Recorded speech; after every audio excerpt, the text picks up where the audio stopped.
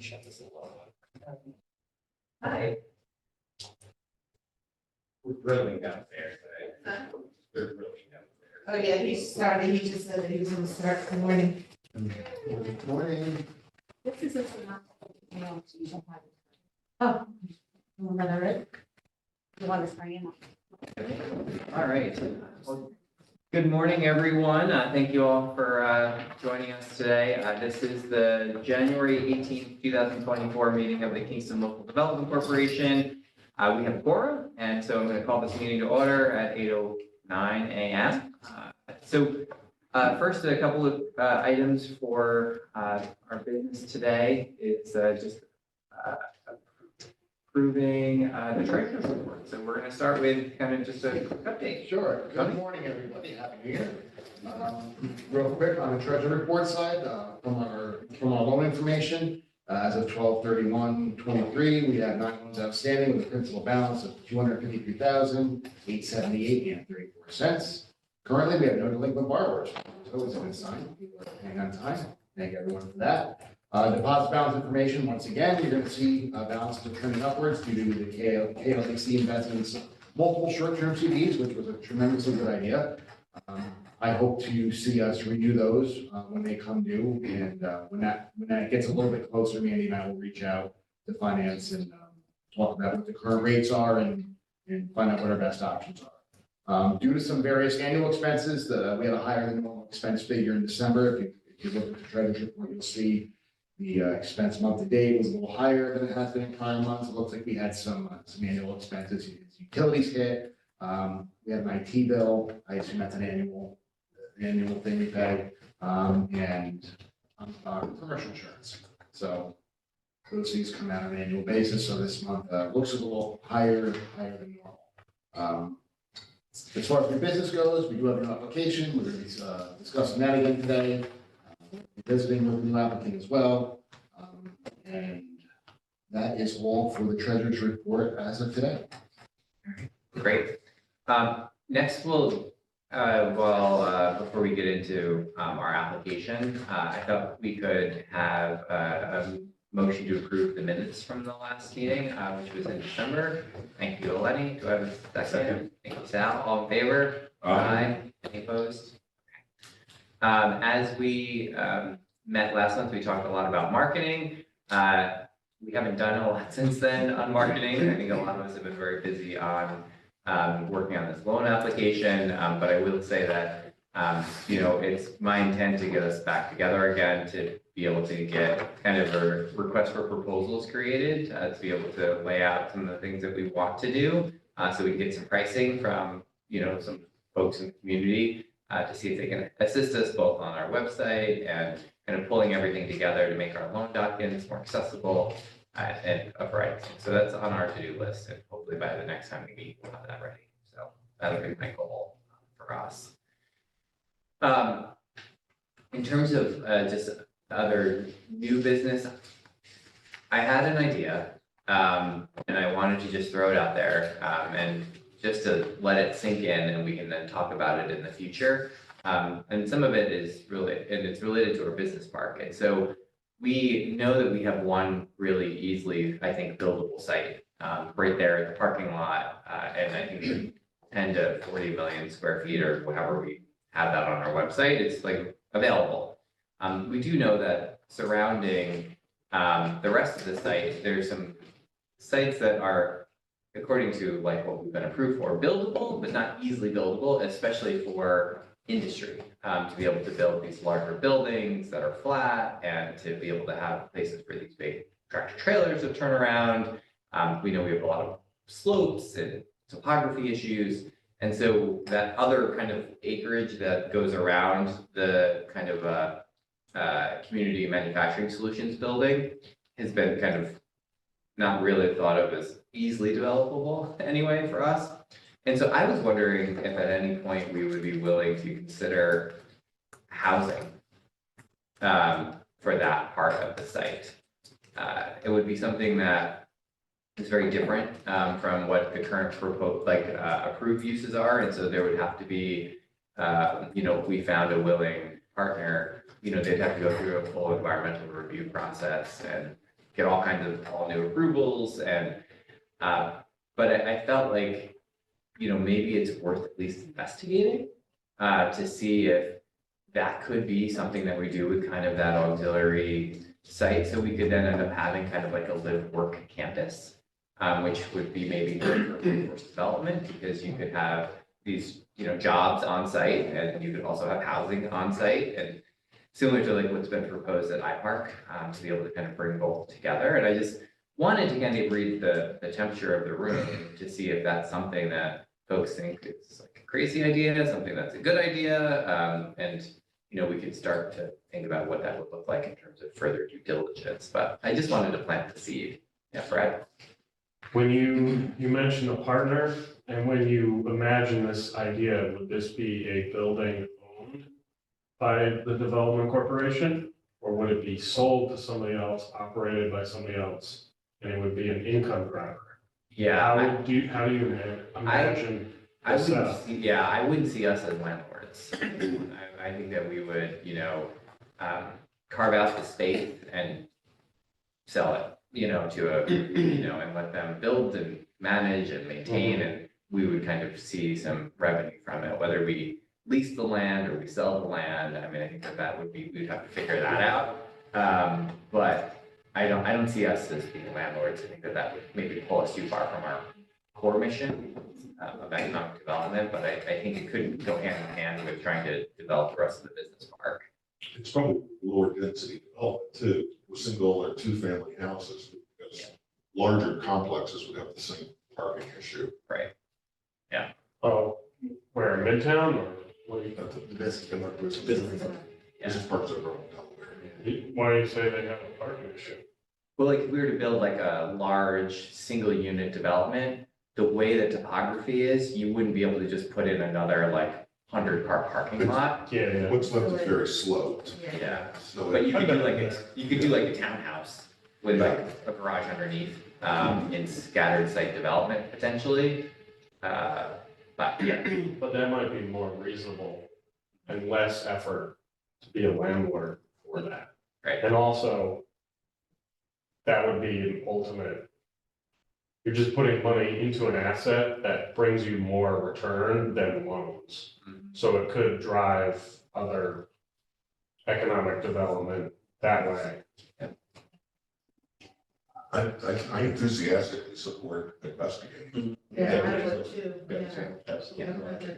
Okay, all right, so I'll at least start down that road of figuring out what that should look like, and we have to get out some of the old environmental reports to kind of see, because they did already identify some sites that were more easily developable down there. So, How old are those? yeah, so the 1994, 93, yeah, so I was in elementary school across the street when the business park was there. Which still retain the one easy. I do. I think that we should still continue to market that site, and I think that it could be a part of like the overall concept of, attracting a business that wants on-site housing. And again, it's a pretty good sized site, and I don't think I would want to put housing so close to kind of the two industrial facilities anyway. I think we'd want to have a little bit of space. No one wants to look out their front window at a huge 200-car parking lot. I don't think, but. That's fair. Yeah. Are there any developers that the cities work with or identified or reached out and pinged us in the, kind of recent history that have? I think with our new zoning code, people are more interested now. We're starting to get some smaller site plans get submitted to the planning department already, for some new development, which we haven't had. And I think right now there's 2 4-family new developments that have been proposed, in Kingston, which is great. We haven't had that in 20 years. Yeah. But I don't, there are a lot of interested developers, but the market has been a little challenging on interest rates and some of the other complexities around housing building. I think that's starting to become a little bit easier. Who was the partner on the, I forgot the name of the building down past UPAC? Yes, Baxter, yeah. Yep, they're doing some work in other places, and there's a bunch that I think are very interested, in wanting to work in Ulster County, but trying to find the land and, partners have been challenging. So this could also help with, at least providing more possibilities, see what's out there. Let's try out some, let's look it up. And I think the one other thing that wanted to update folks on related to the Broadway project is that project is moving forward. They've been working on site plans for that site. In the interim over the last couple of months, since we've talked about it, we've been doing a lot of research on the site and recognized that as a part of the city's new disposition policy in terms of land, that was actually a tax foreclosed site. And as a part of that disposition policy, we did an RFP to actually bring in a partner, and that's how we picked Baxter. I know at the time we talked about the potential that maybe KLDC would need to play some sort of role in that transaction, but it seems as though at this point, because we now have this new disposition policy that we're following as a city, and because it's a tax foreclosed property, we won't need the KLDC for this one to be able to move the project forward. So I just wanted to let you guys know you're kind of off the hook on that one. But I'll keep you updated. It's a really good project. I think it is because it has the unique mix of both housing development and commercial and retail development. I think it's going to be really great for the heart of our city. And we expect that those plans will be to the planning board in the next couple of months. So, Nice. yeah, that was good. Yeah. Yeah, we got it. Yeah, sorry, we did it. That's okay. Thanks, That's some Al. exciting news. We did. So going back to the treasurer's report, we never approved it. So could I have a motion to approve the treasurer's report? Thank you, Sal. Second up, Brad. All in favor? Aye. Any opposed? Okay, great. So we got the treasurer's report done. We've got marketing quick update. We did the minutes.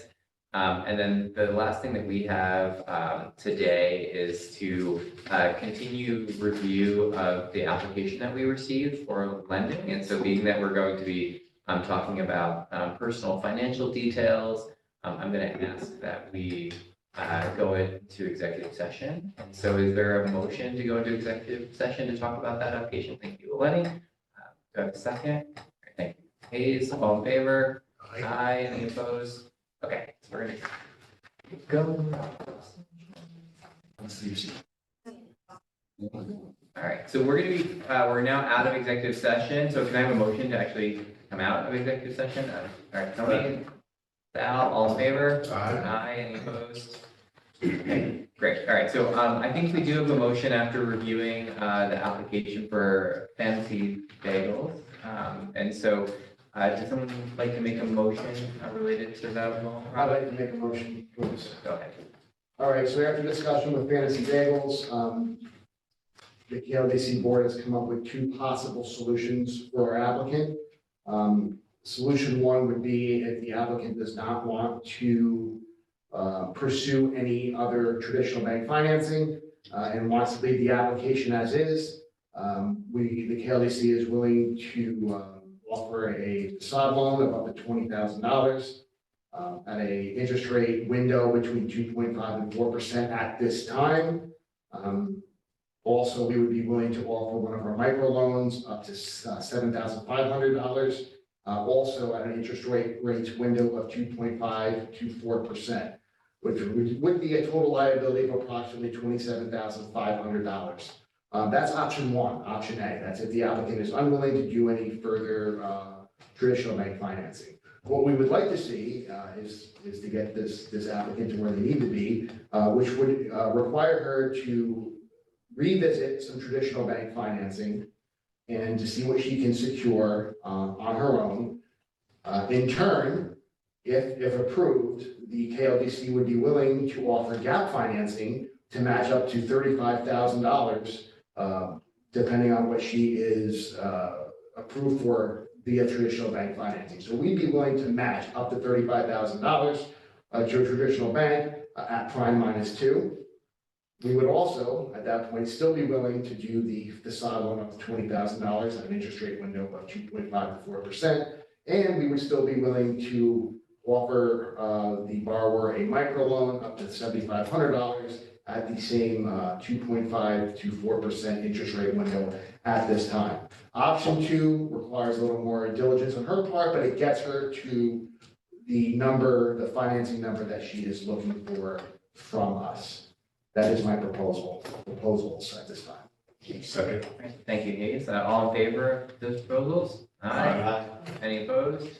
Excellent. All right. So we will share that information with her and see what happens. So thank you all for your time and energy on that. Last thing I'll just mention before we adjourn, unless anyone has anything else, is to just say that we do have, I think, one board member, at least one, maybe more, slots available on the KLDC board. And so if you know anyone that's in the business community that would like to join us, please let us know. We have an application they can fill out, and I'd like to, get some, more faces around the table. So with You're out that, there, public, that could be your chair right there. yeah, got a chair, got a chair for you. So that's all I've got today. If nothing else, I'll ask for a motion to adjourn. I'll make a motion. All right. Second. All right, Tony, all in favor? Aye. All right. Okay, thanks everyone. Good job. Thank you. Yeah, have a good meeting. Good to see you all. Thank you for joining. David, Kaylee, Good to see you.